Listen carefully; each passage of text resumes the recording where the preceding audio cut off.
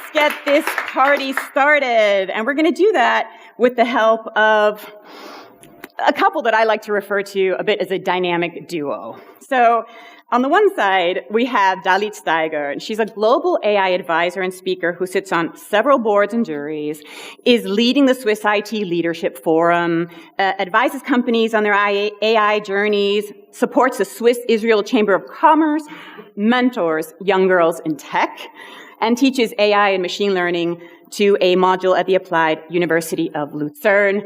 And one day you will give me your secret on time management, Dalith, and how you manage to do so many fantastic things. And on the other side, we have top digital shaper Andy Fitze, who's also the president of the Swiss IT Leadership Forum, member of the board of directors of Swiss ICT, among other companies, also a lecturer at ETH for architecture digitization, and a lecturer and member of the strategic advisory board at Bern University of Applied Sciences. So, also a very busy gentleman. Together, they co-founded the award-winning AI startup Swiss Cognitive and the Cognitive Valley Foundation, as well as being recently recognized as part of the top 100 thought leaders on technology to follow in 2022. So, what role does AI play in emerging technologies, in businesses, in media? For this and more, please give a warm welcome to Dalith Steiger.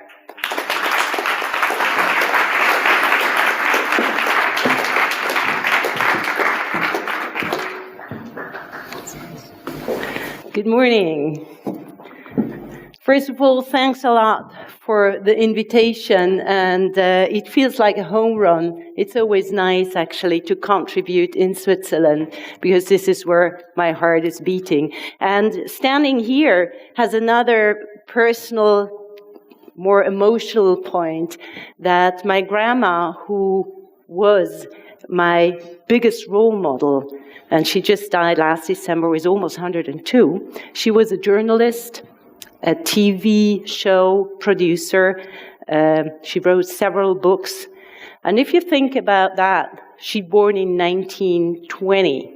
She literally went through all the technology development, starting from the beginning via fax, email, Dropbox. And that's amazing how she did that. And she's a great role model for me, and I would have loved her to see me on stage in a media house. So, starting with that,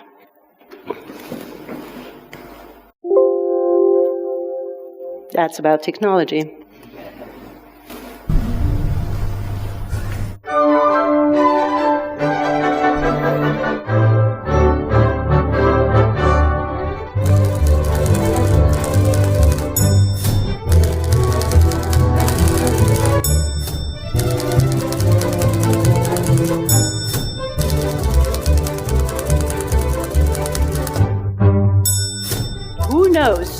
What did we miss back then with a typewriter?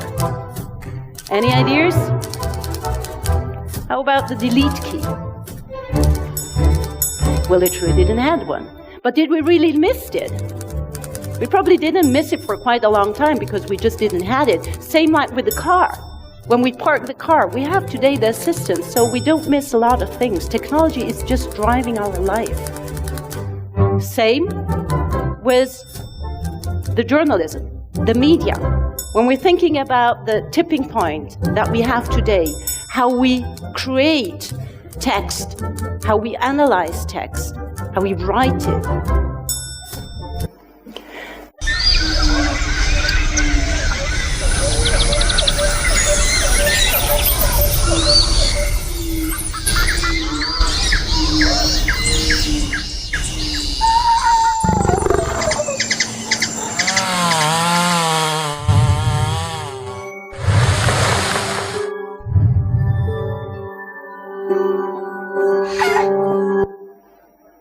What has that to do with AI and technology? A lot. Here we're talking about sound recognition and sound analytics. This startup was able actually with sensors, solar panels, satellite communication and geodata to specify and detect almost 3,000 species in the rainforest.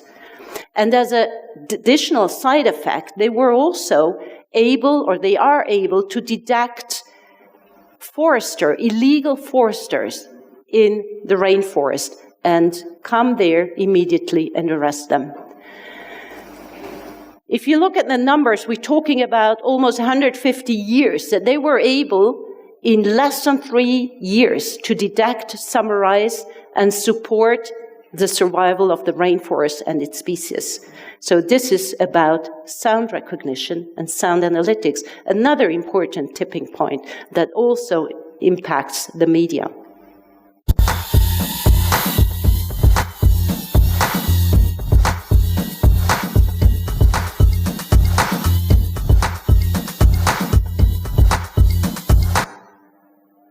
Who will be the better forester? The traditional one or the drone pilot?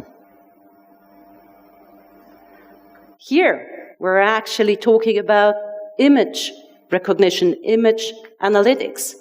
Today, with technology, we have huge possibilities. So let's see at the 3 tipping points that we're having right now with image, text, and sound. So just a while ago, we were thinking about, okay, how fast will we be able to work with text recognition, voice recognition, image recognition? Like, how much do we need until an algorithm realizes that an elephant is an elephant and a cat is a cat, and not a blueberry muffin? But just a few years later, we're actually talking even about creation. We're not talking about whether we recognize the images or the text. Today, the algorithm supports us even in the creation. In December 1992, the first message, the written text message, has been sent. Just 30 years later, we're talking about over 23 billion messages, text messages a day, comparing to 0.7 letters worldwide a day. And here we're talking only about text messages, and as you all know, we do have much more channels than just the traditional text message. Now, let me come to where does AI, where does technology really has a huge impact? And yes, I know, Anna Maria, we're talking about the superlatives. With productivity, we definitely don't have a superlative. Yeah, with productivity, we can increase productivity. We can also have growth in market. But this is infinite. What does it mean for innovation?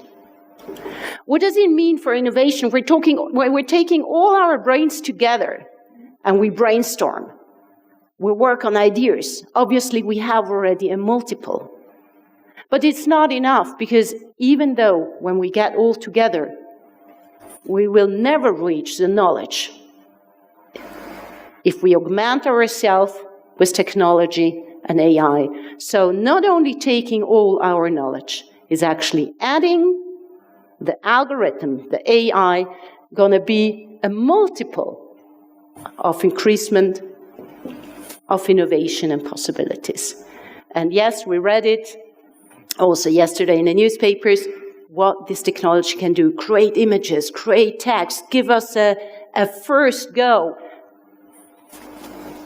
So the potential is huge. Why is it huge? It's huge not only because the data growth of 30% a year, the computing power that we have, the algorithms, and the connecting devices. By the way, we're only at 3%, so only these numbers show the huge potential for the future. But what is really impacting is the simultaneously of all these things. So the time is running. We do have autonomous vehicle, new energy. we have drones, we have so many things that comes all together and makes our life easier. As you mentioned before, it's also about augmentation of the human being, making our life easier, healthier, more sustainable. So on one hand, we have all things that are sensing even more and more. They're getting connected. We're talking about only 3% connectivity for the time being. But what happens if all these things are also getting intelligence? Now I would like to go through with you some use cases because it impacts every single industry, and obviously also the industry of media, as you know. And by the way, one of the things that we love to see is that media is a forerunner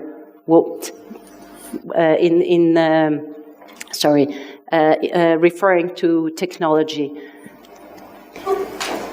What would you do here? This is, by the way, a picture that Andy took by himself, so it's a real one, it's not fake. If you see that, what would you do? How would you challenge that? What would you change?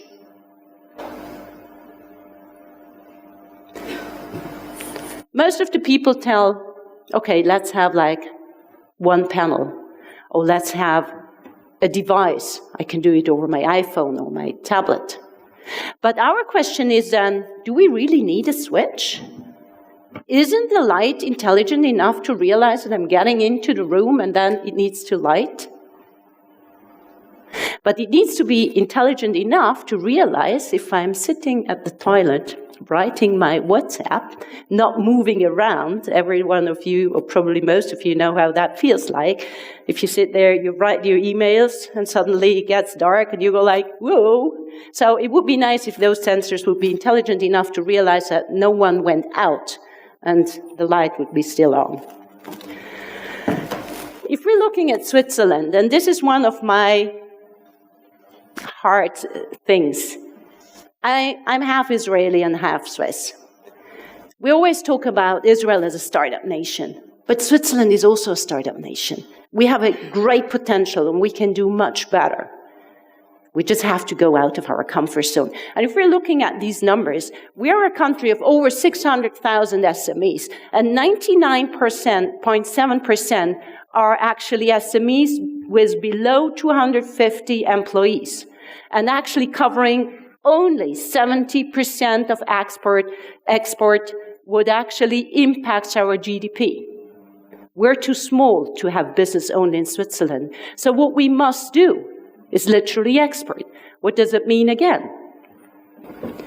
If we're going through product and services, we have to do the transformation to data-driven, cognitive-driven services, from local and regional to be global, from digitalization to digital, and especially from the old economy to the new economy.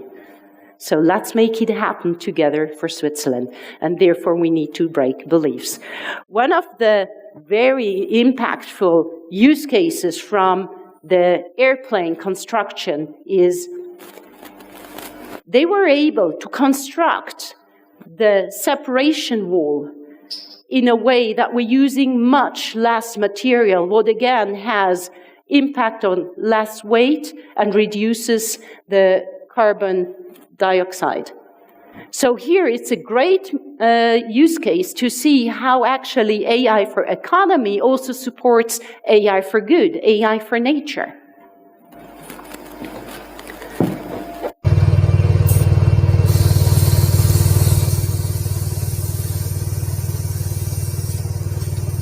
We're talking about lack of workforce, lack of talent. We need to ask ourselves, where does it make sense to implement and to use technology to bridge this lack that we have, to augment the human being, to be more efficient, better, and also to produce new business models. And this one is your heart. I don't have to speak about that. But we are always very much impressed what the media industry is capable to do in a short time. And why? Because there is a huge pressure And this is what I saw even in the transformation that my grandma had to do within 100 years. But there is still one point that most of the people are asking, afraid of, and that we have to take the responsibility for. And that's a downside. Now, I'm a mother of 2 young women, and I must say, I like to cook, but I hate households. So if I would have a robo-nanny, Jean-Christophe, please, I need a robo-nanny, so as soon as you have one, I'll be happy to have it in my house.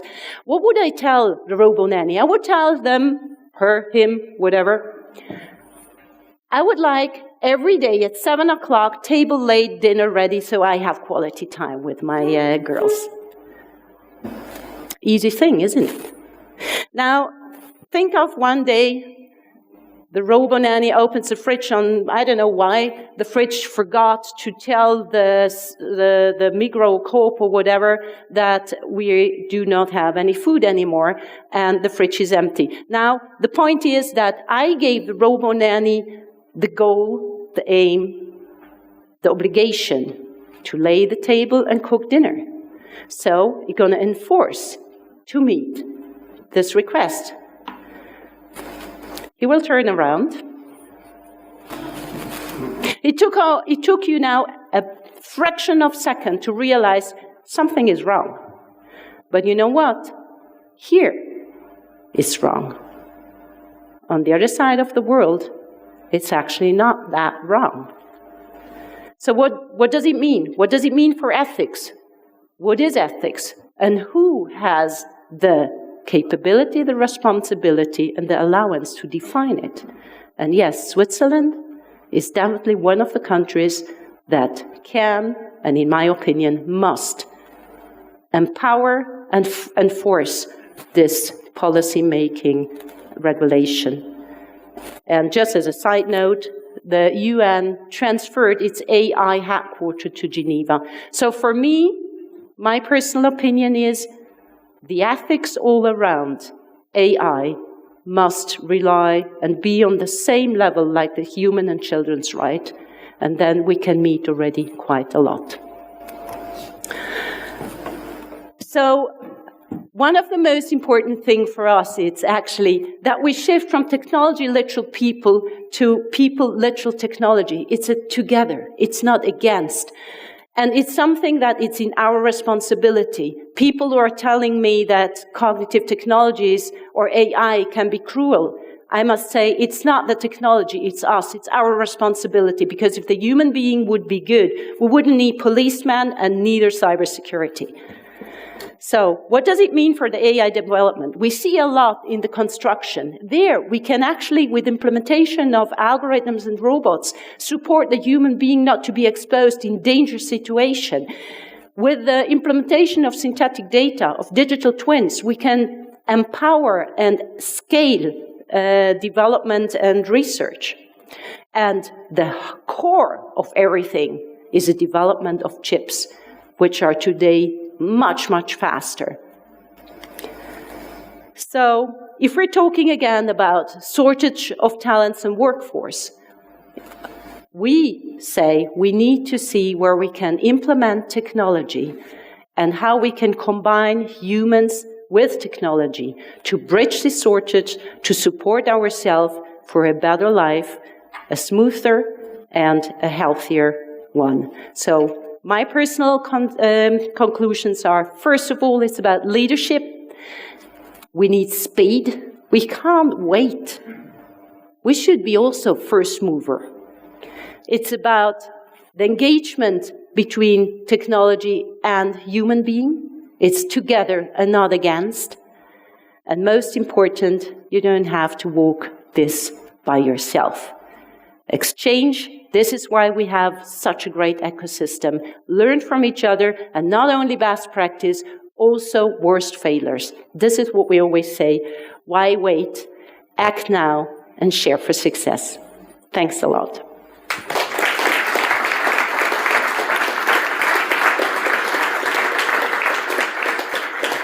Now, as Anna Maria mentioned Andy, my co-founder, is here with us. And may I ask both of you on stage and hand over to you again. For sure. Thank you so much, Dalith. That was so interesting. Thank you. And thank you both for being here.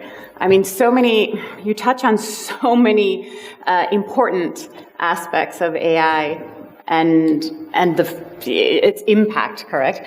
So, but I have to say that in a recent conversation that we had, and in full transparency, last night over dinner. Over there. Sorry? Over there. Yes, over there. Yeah, I was like, what's happening over there? Dinner over there. You talked about how you don't have to be an expert to embrace AI. You don't have to be this, because I for one, introduce myself as the non-AI expert, which in truth I don't consider myself. But you quickly jumped in and said, doesn't matter. You bring other things to this conversation.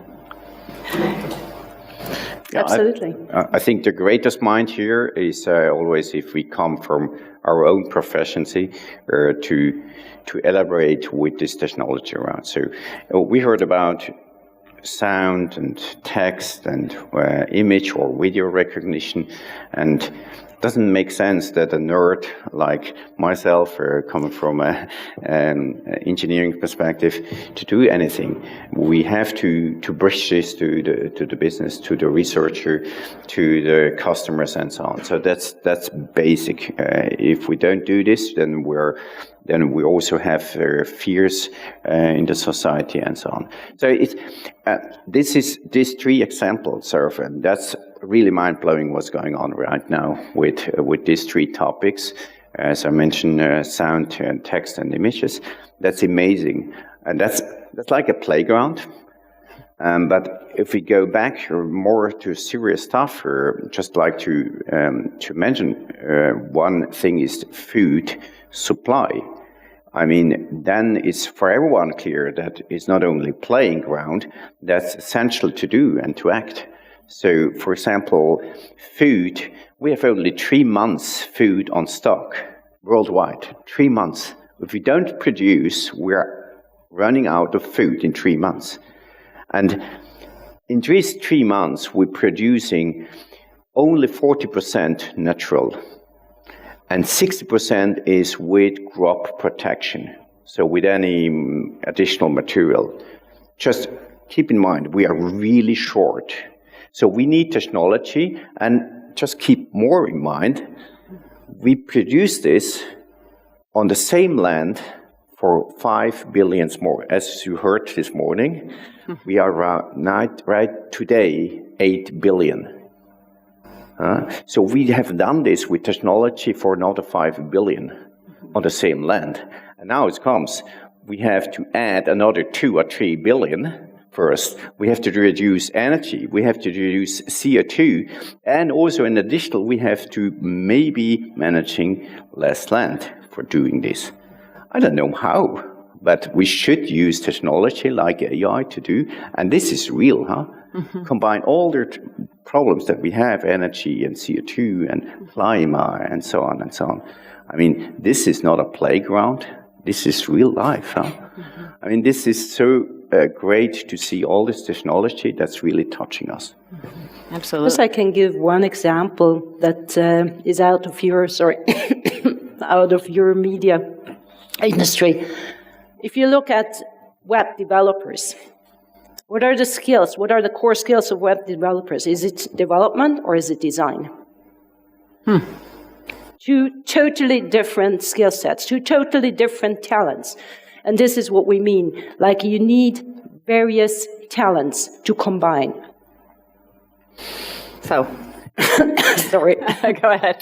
Have a drink of water. I want to open the floor up to questions. Anybody in the room have any questions for our guests? Or online, where are any questions coming in online? All right, then we're going to keep talking here, but please feel free to raise your hand and we'll bring you into the conversation happily. And yes, like all of those things make sense, right? You know, technology is going to support our life in our future, supports our life and can support even more in the future. but I guess, but at the end of the day, we are humans. And it's not to say that we're always thinking about ourselves, but we're always thinking about ourselves, right? I mean, in the end, each person is their own priority. And so it seems to me that, there has to be also a shift in mindset, right? So when you talk to people, how open are they to the technology? Or is there fear first? And then it's like, oh, that's really great, but what about me and my job? What if I lose my job, or a robot's going to replace me, or... I think we're all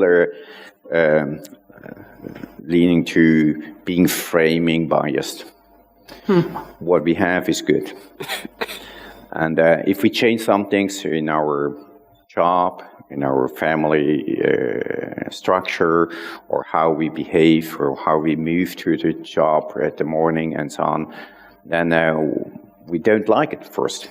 Yeah? Especially if I have to do and you not. Anna Maria, if you don't, why should I? So, and it's very easy. If we have here in Zurich the North Ring, so that's the Autobahn, and for every one of us, if we just know a bit more about technology, it would be easy to have an app in the car to say, let's slow down. Even 10 kilometers up front after traffic jam, slow down, please. And there will be no traffic jam.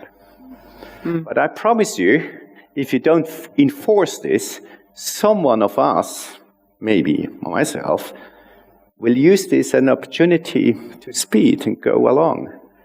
So system optimizing means that we have to overcome our own goal and say we have to adjust ourselves to have a system optimized. So it's very easy to do, but we need to break beliefs. That's all about. So I bring you an example. Who knows Schettino? Schettino, Costa Concordia. Yeah. Sailor? He was a captain on a boat. And a captain of the boat don't like to get interrupted by someone else. This was previous, but not anymore. Now they recognize this is not good, so we have to handle a captain behavior like in an airplane. Maybe they should talk to each other in a processed way. That wasn't happened before on a ship. So now what they did, they went even a step further than airplanes. They say, well, let's have a control center on land and to control them first. And secondly, they recognize, okay, we have more information than they have, that the captain has. And now the captain has pretty good information how to manage his boat. And without no effort, they have 20% less fuel consumption. 20% less maintenance and 5% less fuel consumption. Just in the first step. Why? Because we break belief that the captain is not their only manager, master, king, whatever.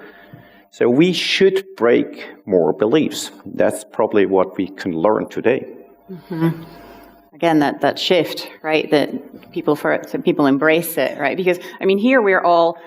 I guess it's safe to say we are more among the group that's drinking the Kool-Aid, right? There's a lot of AI enthusiasts in this room, a lot of people that work in media who are being impacted, but, in the larger sense, there's probably still, I ask you, how much of that is still present, right? But sometimes it's very easy to understand. How you search some things in the internet? Maybe we know, Google, huh? So you need normally for a good search result, you need 3 topics. Otherwise, it doesn't make sense. We know this from a neural network aspect and so on and so on. We need 3 topics. That normally we use only one, isn't it? So we bring one topic in it, but we have mostly a very good result on top of it. Why? Because we have AI to add all the 2. So we know your location, your time, your environment, from where you are, what's your colleague searching in the same house, and so on. Maybe pizza on 11 o'clock before lunch, or in the morning at 5 is something else. You never know. So it's just, we are already surrounded by so many good stuff that we are accepted by far more than the society overall. So personally, we accepting much more. Much more than. So what is responsible AI? What does that mean? Let's start, what does it mean to be responsible as a human being? This is actually what I meant before, you know. And responsible AI, at the end, is an algorithm who takes care on the ethical aspects, on the moral side, on the inclusion, and everything what we can think of. Then we're talking about responsible AI. It's also about the explainability. And I would like to actually just go one step further. If a human being has a stomach feeling and tells you, now we should do that, and you trust this person, you will not ask, how did you get there? Even if you ask and the person says, oh, this is just like my stomach feeling, because yeah, I have an additional sense. And once we're talking about technology, people always have the feeling that we have to explain everything. Everything needs to be explainable. And here, for us, it's very important that we differentiate between two segments. One is, it's important about the result. What does the result mean to us? Does it bring us further? No matter how we got there, and don't ask the question. Just go on. If we're talking about healthcare, protected data, it's another thing. And there, definitely, we need to talk much more about the ethical aspects and responsibility. But it's very important that we feel, where does it make sense and where not? Sometimes we're stopping ourselves by asking fundamental questions that in this certain area it's just not necessary. But I would like to ask the audience a question. Please. Who of you is using and trusting their Siri or Alexa? Whatever. Whoa, okay. And the others? Did you never wrote an email by driving, by actually talking to Siri, Alexa, whoever, to write your email? You combine two questions. One is using and one is trusting. Using it, but You don't trust it? Okay. Okay, so you're using but not trusting. What can't you trust by talking to, let's talk now about Siri, it doesn't matter, by talking to Siri and it writes your email. Then I check the email and I send it out. What exactly you don't trust in this process? maybe writing the email is, I'm quite relaxed. I think that the part where I'm a bit skeptical is that Siri is listening to me all the time, and when I'm sitting in front of my TV and I just say, Siri, play some music, it's on, and it's following my conversation with my wife and with my little one. So that's the part where I'm a bit skeptical, but still I'm using it because it makes your life easier, faster. Exactly, yeah. You're getting your decisions from out there much faster. But it listens also to your emails, obviously. Depending on what kind of email you're writing, it listens to you. Yeah. Now, my question is, if I'm looking, we're sitting like Saturday evening, having a good glass of wine, want to watch a movie. Now we say like, okay, we have a conversation, which movie should we look? And you go to Netflix and it proposes you kind of movies and you just click, and within 5 minutes, hopefully we never manage that, but let's say within 5 minutes, we're getting a movie that both of us like. I mean, that makes my life easier, faster. So why shouldn't I use it? And this is one of the things that we human beings, we rely on everything that makes our life easier, on everything that is convenient. And as soon as it's convenient, we can't think to be without it. And I think it's an important thing that we take the responsibility where actually we really have to look into and to dig in and make sure it's responsible, explainable, ethical, and where we just can go on, because the system needs to learn. And also, if we're talking about inclusion, what is also part of the ethics, If the system doesn't get data, if we don't feed it, how can it learn? And it's an iterative process. So we have to feed, we have to check, we have to reject, we have to reconstruct. I mean, you guys and girls who are developing know exactly what I'm talking about. It's an iterative process. And we are talking about algorithms. It's still if, then. Just because we don't understand exactly how the ways are and what the way is, doesn't mean that there is, at the end of the day, a logic behind it, that it's weighted on experience and new knowledge. Mm-hmm. And it doesn't mean that we're not responsible. Absolutely, we are. You can just hand it off to the machine. You still have to. This is something that we touched on last night because most of us at the table are parents. I don't know, parents in the room? Hands up. Yeah, a lot of parents in the room. So I think we are all having the same conversation about what to do with the devices and what your children have access to and what do they need in the world today and in the future. How do you manage that? What do you say? So it's very. Yeah, I have also 3 kids, so it's very easy to talk about how can we act accordingly to ethical rules or to our own moral standard or whatever. If you talk about AI, but more or less is all about the question about around digitalization, how we act with data and so on. So AI is just a part of the game, but we have to, as a society, for ourselves, making rules. We do this here.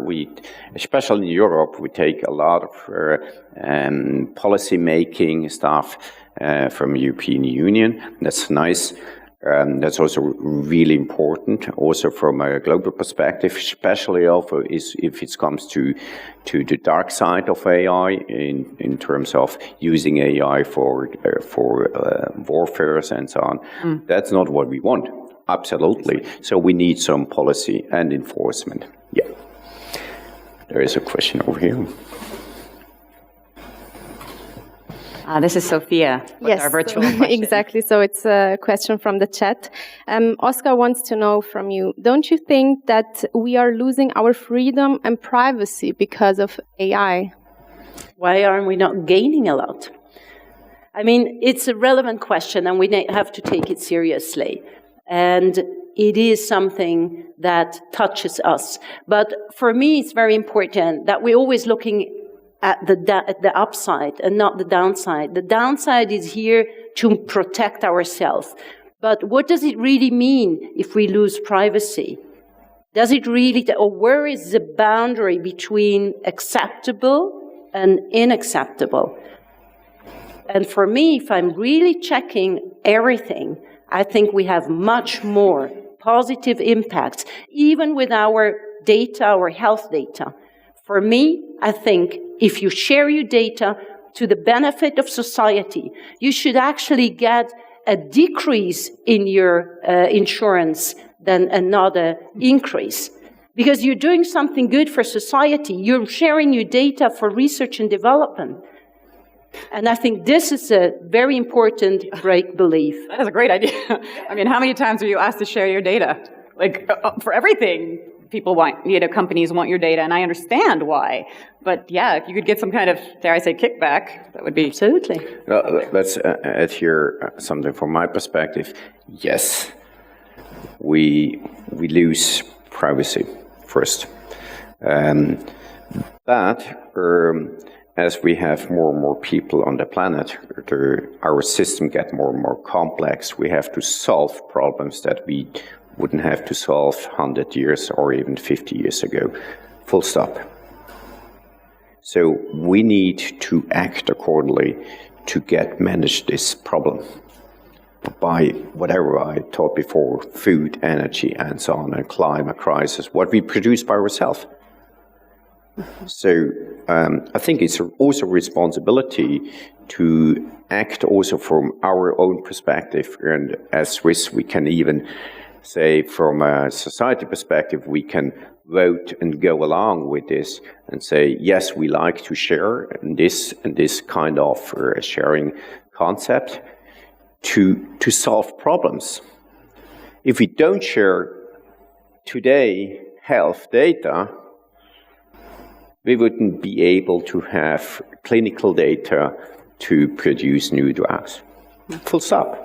That's actually why we losing so many best paid and data scientists towards America, because we do not have this clinical data in Switzerland. They have accessible to their clinical trials. So it's all about how we proceed as a society. From my perspective, maybe it would be nice not to share anything, but I can also profit right now, because I'm also part of the 8 billion, and I have also to survive and have to look to the future, and I have to take the advantage first, and then we have to frame this. I'm totally. For me, a much bigger issue is, in health, I absolutely think that we must share the data for society, for research and development in our healthcare system. But talking to you and your industry, what I'm much more concerned is all about fake news. Information. And this is something that we really can, at the end, influence what is already happening. We're influencing our society, our politics. And I think this, for me, is a much more urgent issue than health data. One point I would like to add here, and that's so important. We have so great development we heard about, and this is amazing, it's revolutionary. It's changing industry over industry. And let's go back to your personal life where you started. It's your education system. And in Switzerland, I have to tell you, and probably in most other countries also, we are just behind. My boys have more or less the same education system as I had. Even less IT technology in it. So we should change and go along and say, okay, we have also to move and to change beliefs that a teacher up front is probably not anymore the best what we can do. And I think that just should change also, and should drive also the whole society, and not picking only a few of them and try to accelerate them with us. So we have to move the whole society. That's our responsibility at the end. Absolutely. All right, we are unfortunately out of time, but thank you guys so much, lady, for your time and for your insights. Amazing. I wish I could clap, but I can't. I could do the leg clap. So Dalith and Andy will be joining us again at the end of the day. As I said, we're going to have a discussion with our AI experts, so we look forward to hearing more from you. And I guess feel free to approach you. Yes? Absolutely. Okay. Throughout the day. And if you had any questions that you didn't ask in the last 20 minutes of our discussion. All right, so now it's time for a coffee break. It's going to be a short one, though, I'm telling you. It's only 10 minutes, but you don't have far to go. So we'll be starting back up here at about 10:15, so 15 minutes.